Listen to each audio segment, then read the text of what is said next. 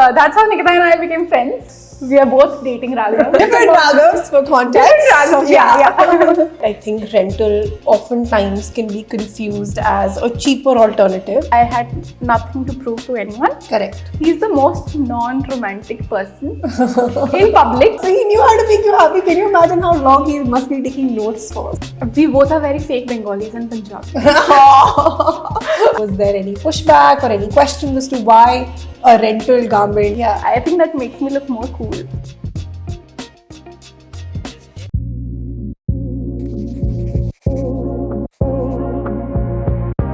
So you can see today we're not in our regular setting. That is because I think it's time to bring some new perspective. I think the concept of borrowing clothes, renting clothes, buying second-hand pre-loved garments is still relatively new in India. So I want to offer the NSC community with a little bit more perspective and more opinions.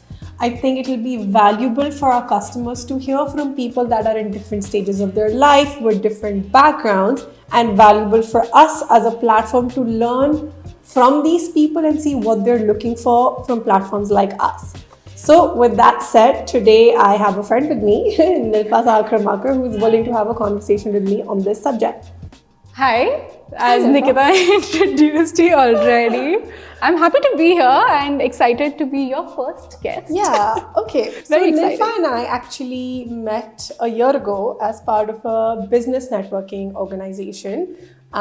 So I don't want to introduce you. Why don't you introduce yourself? I'm a filmmaker. I have this company called Niyat Films where we do all sorts of photo shoots, video shoots, and Nikita was actually looking for a photo shoot for herself, and was a very exciting project for me because I love fashion and I loved her collection, and that's how we started our client relationship and sort of our friendship. Yeah. But did not expect 1 year later we'll be here having like a cool conversation. Yeah, Exactly. No, completely. And before this, you didn't start in filmmaking. You started as studying to be an architect. Yeah, that's actually an exciting story because I was doing my architecture and then I just was making YouTube content for myself. Yeah.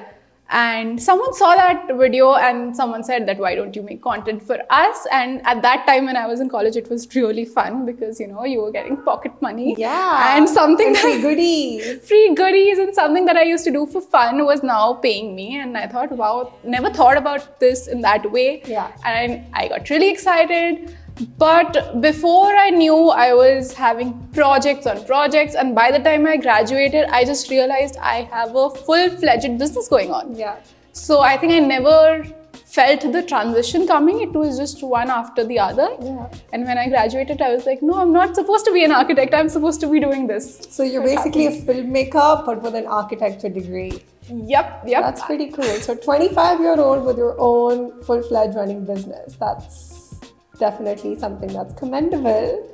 I mean, maybe. Maybe. Come on, don't be modest. Earlier this year, Nilfa got proposed to by her boyfriend, which was a moment she was waiting for. We were all waiting for. We've been waiting for a while. So tell us a little bit about what happened there and how he popped the question. I mean, I think it was a little expected because we've been dating for a very long time. And I think that's how Nikita and I became friends. Because one fine day we realized that we are both dating Raghavs. So we were like, oh, this is different Raghavs for context. Different Raghavs, yeah. Yeah, correct. But we were like, yeah, this is some crazy sister bonding. So yeah.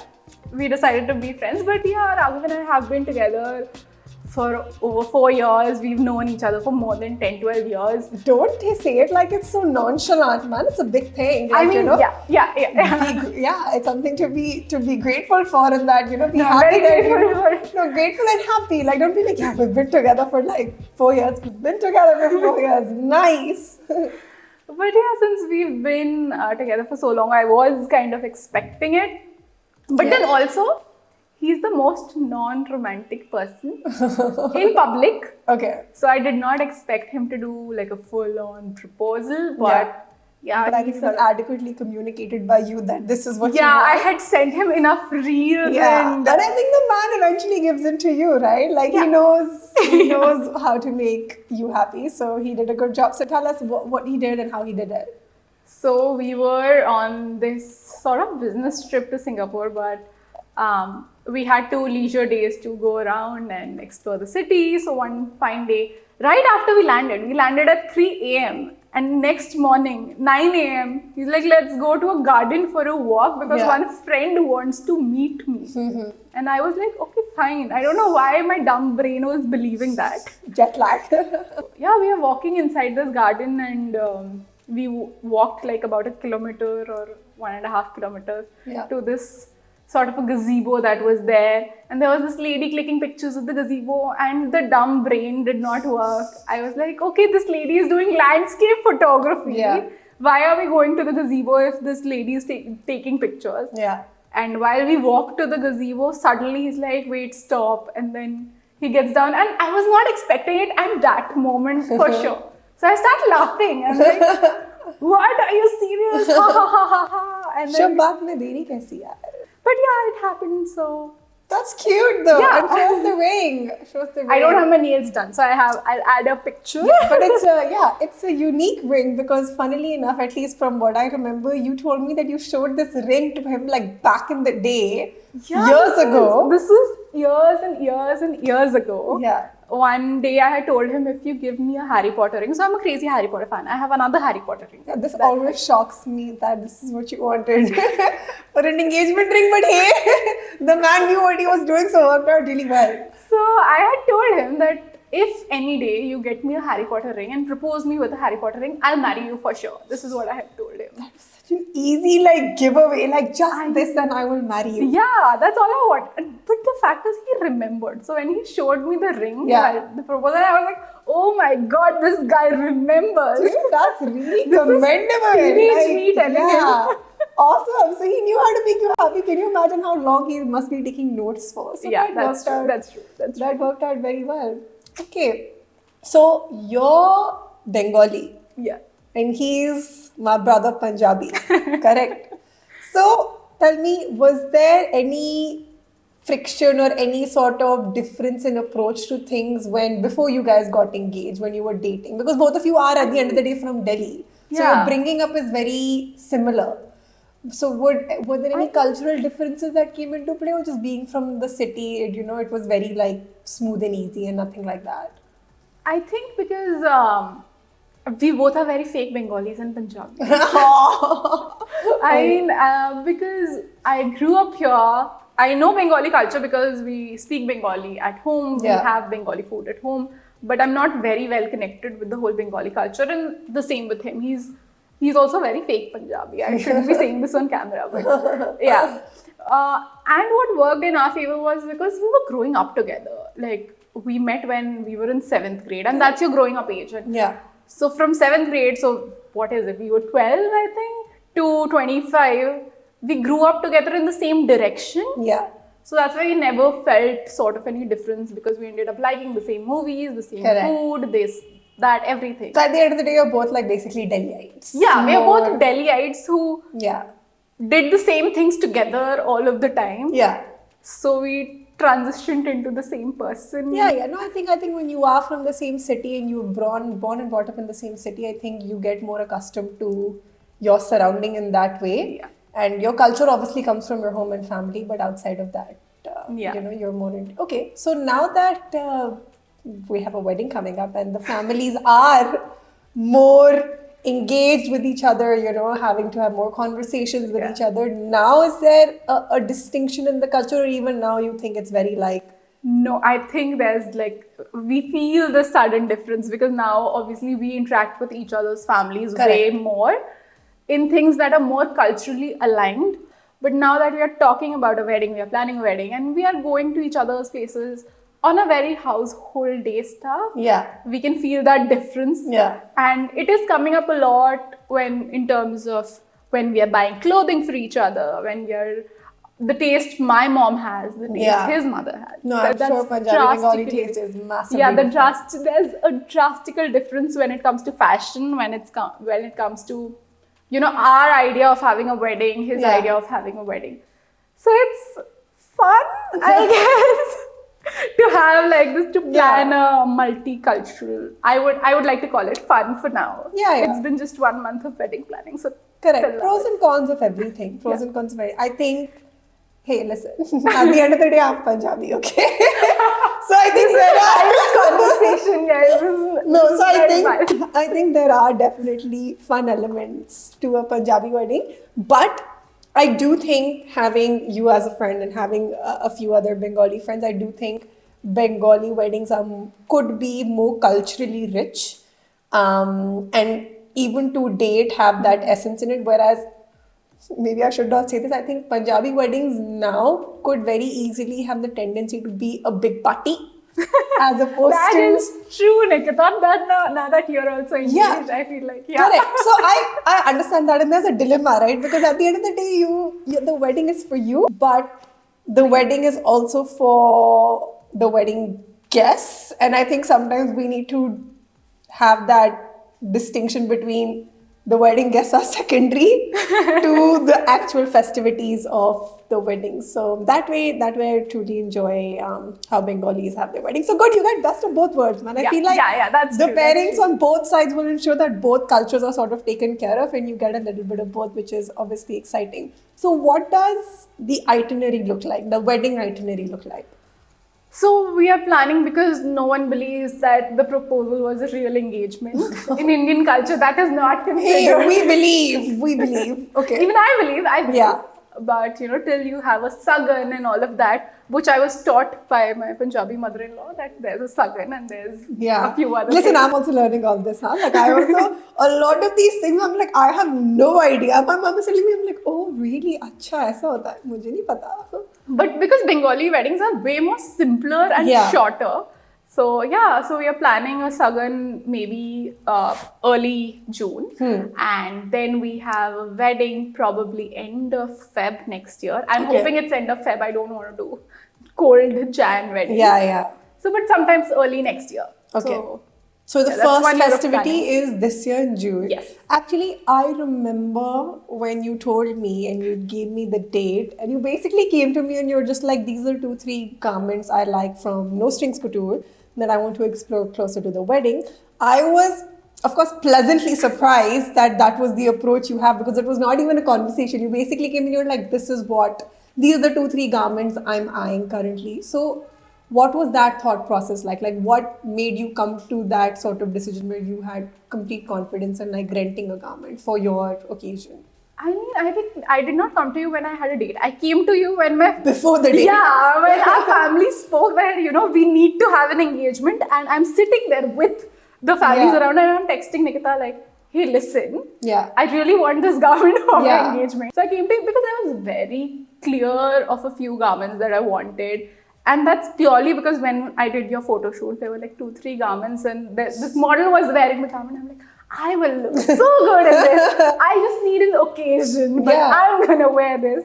So I think it was 1 year back, I decided that whatever the first occasion is, whether it's a roka or whether it's a sagan or whatever, those 2 garments I had in mind, that I'm going to be wearing this. Okay, that's really good to know. And when you told this to your parents or within your family, was there any pushback or any questions as to why a rental garment for, occasion that is for you essentially?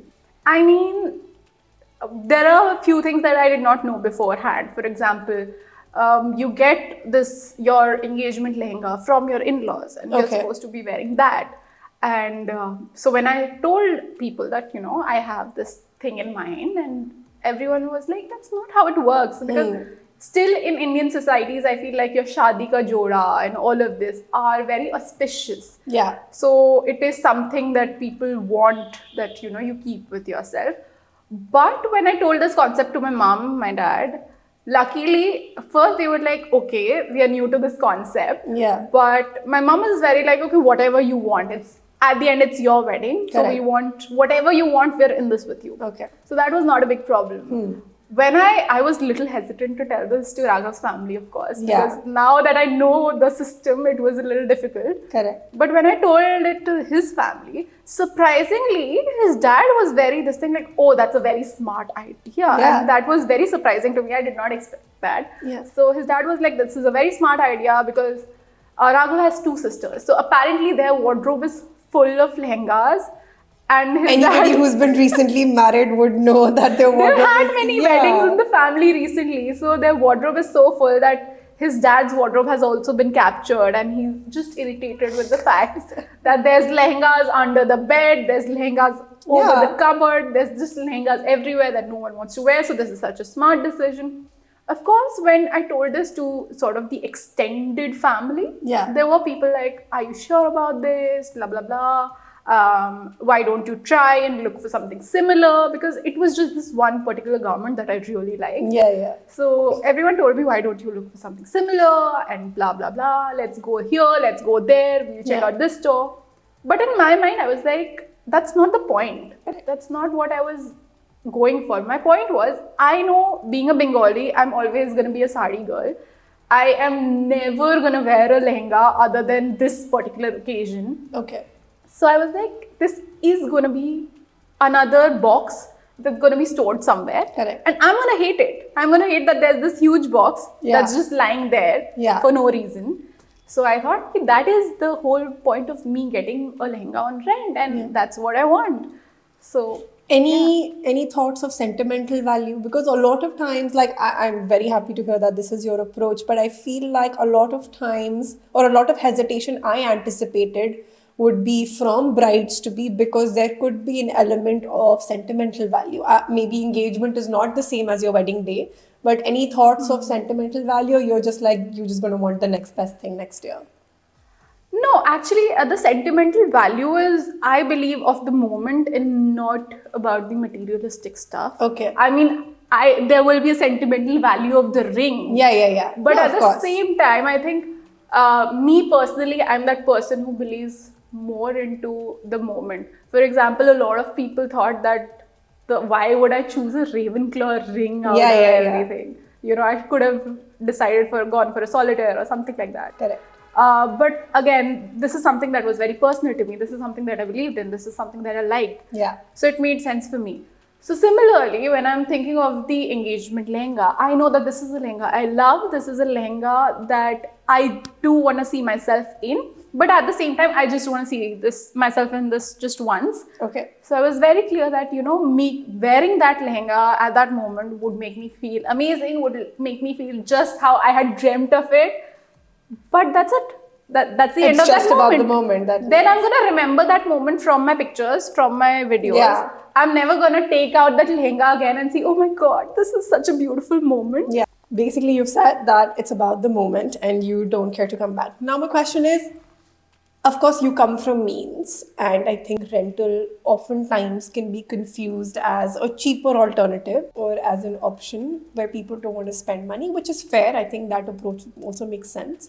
But is there any hesitation from your end if other people, clearly you're doing this with me, so people are going to find out, but if people find out and the extended 200, 500 people that are going to attend this big occasion find out that what you're wearing is rented, does that bother you, or is that something that makes you question the decision?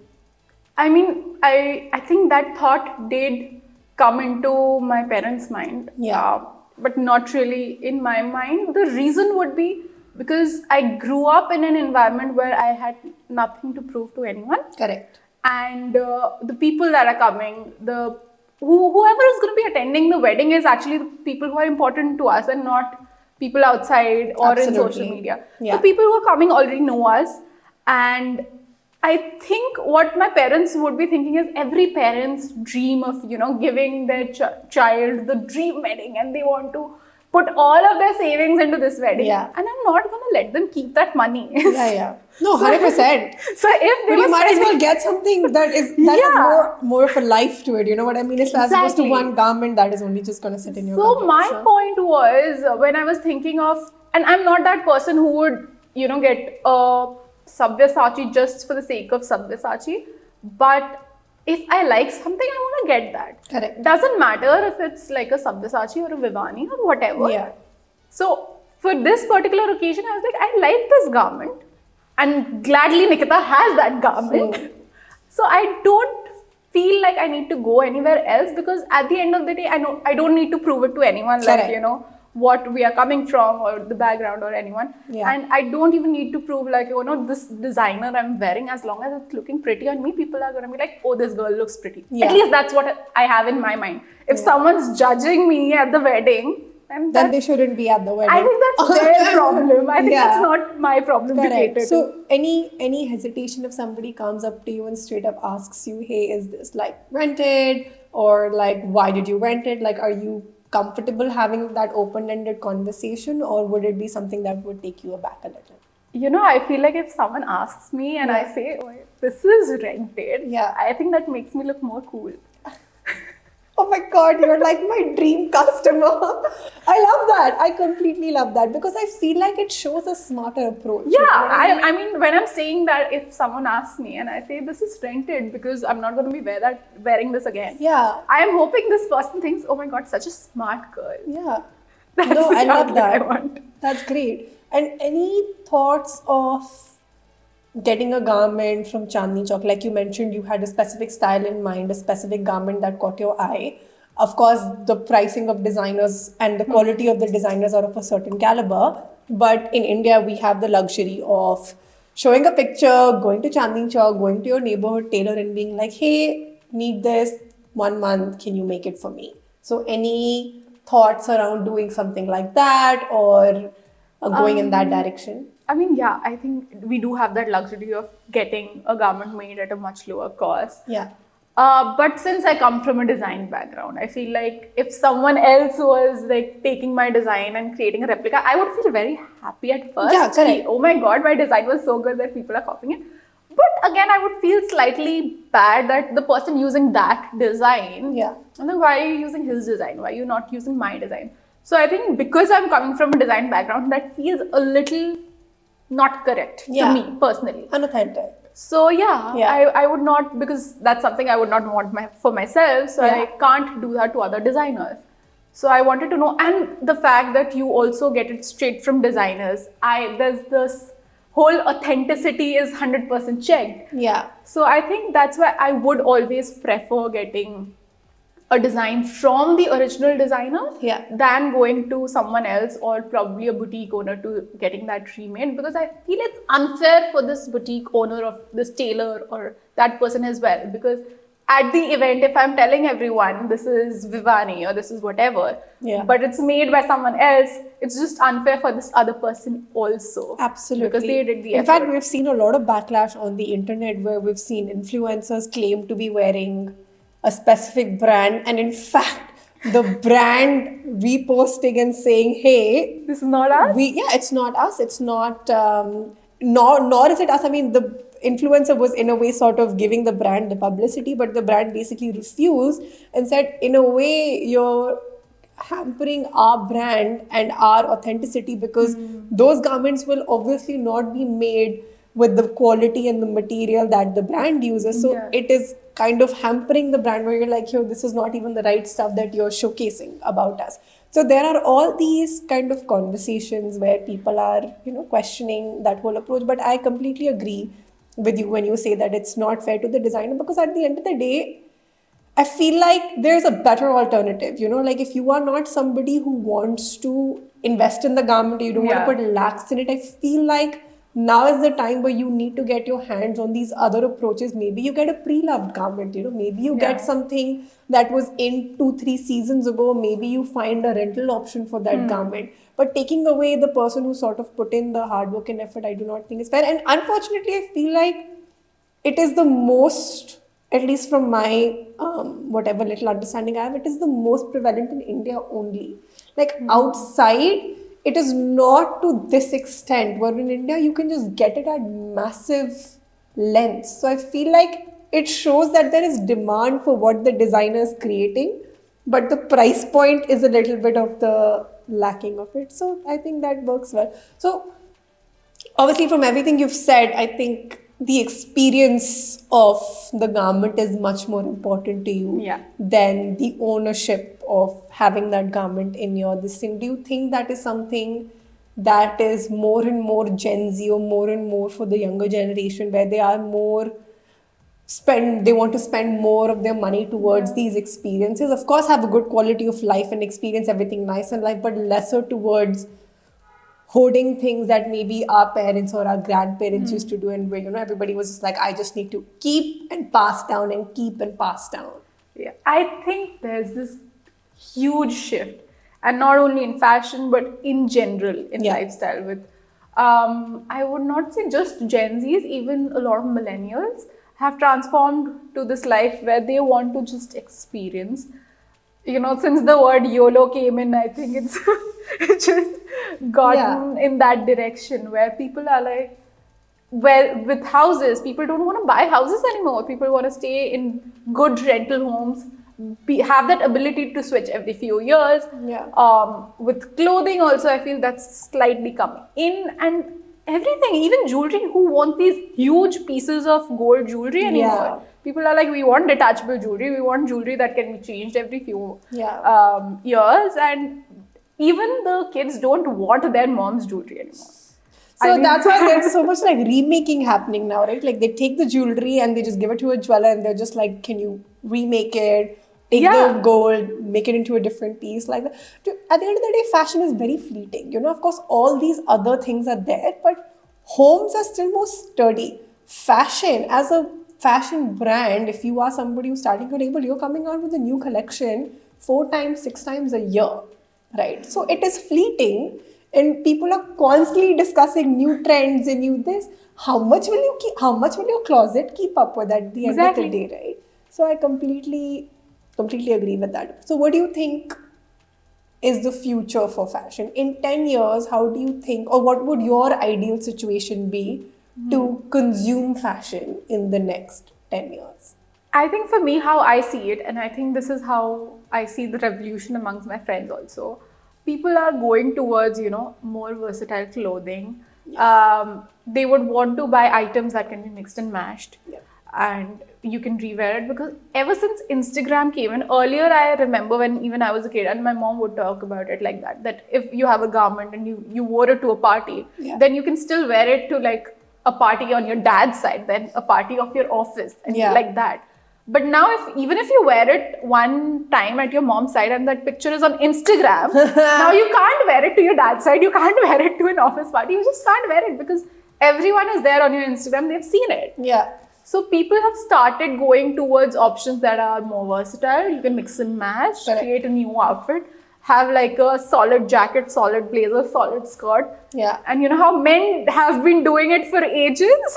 Have like 4... Change your shirt and it's a new outfit. Have 4 color suits and 5 shirts. And that's it. They would mix and match and have a new suit every time. I think women are also going in that direction.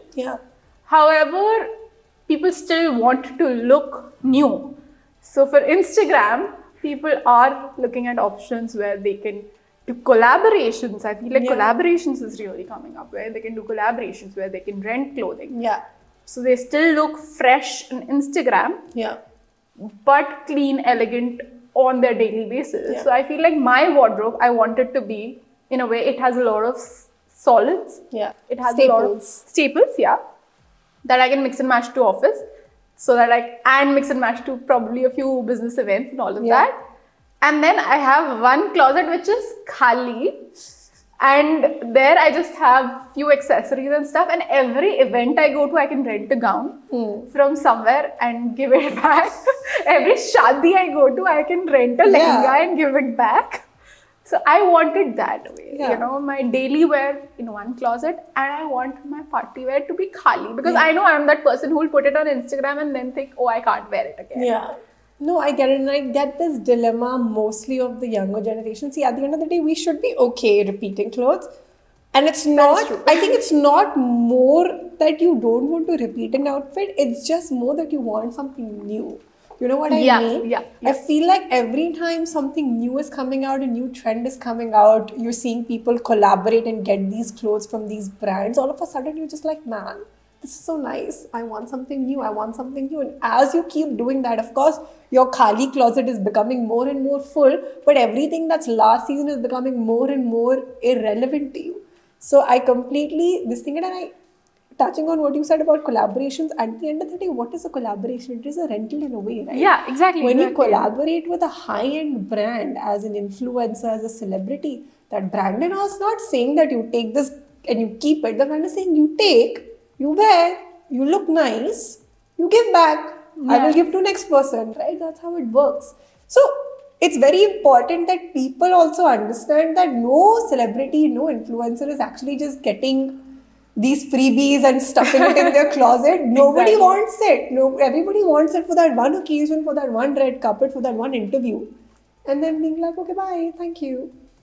But I think I agree with you when you said it's more for yourself, because now that I think of it, I'm a huge birthday celebration person. Yeah. I would celebrate my birthday month. Yeah.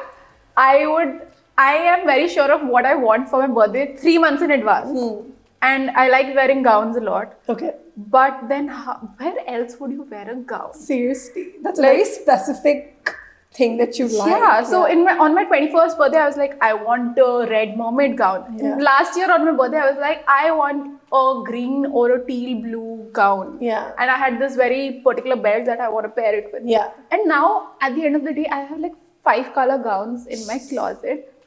But I don't want to wear those gowns on my birthday this year. Yeah, I want another gown. Yeah. No, which is I so dumb, completely but get that. I get it, it's for myself, because when I see myself in that gown, I'm like, oh my god, it's my birthday. Yeah. I get that feeling, but I will not get that feeling if I wear that gown again. Correct. This was great. I'm glad that we got to pick your brain, because at the end of the day, there are not a lot of people who are in your position. I think being 25, going to get married, being an only child, being part of coming from a Bengali background, I think all these things make you have a specific opinion and a specific approach to life, which is really what I wanted to get into. So it is good to know that there are people like you who I'm hoping to have as part of the NSE community and use platforms like nostringscouture or other platforms that offer similar services or have pre-loved garments, that, there is at the end of the day a change and trend in that direction, and something that we hopefully can offer you in the future, where where your e-closet and you can have a little bit of everything for your special occasions, and your wardrobe is just like your basic staples in solid colors. That's like a dream come true. Dude, that's my dream also. So here's hoping that in 10 years we achieve that dream with the NSE community. So that was great. So thank you, Nilfa. Thank you for joining this conversation. I know it's a little unconventional. We've not done this before, but it was immensely useful and immensely enlightening for us, and hopefully the NSE community, to see how people like you have approached to fashion, and hope to see fashion in the next 10 years.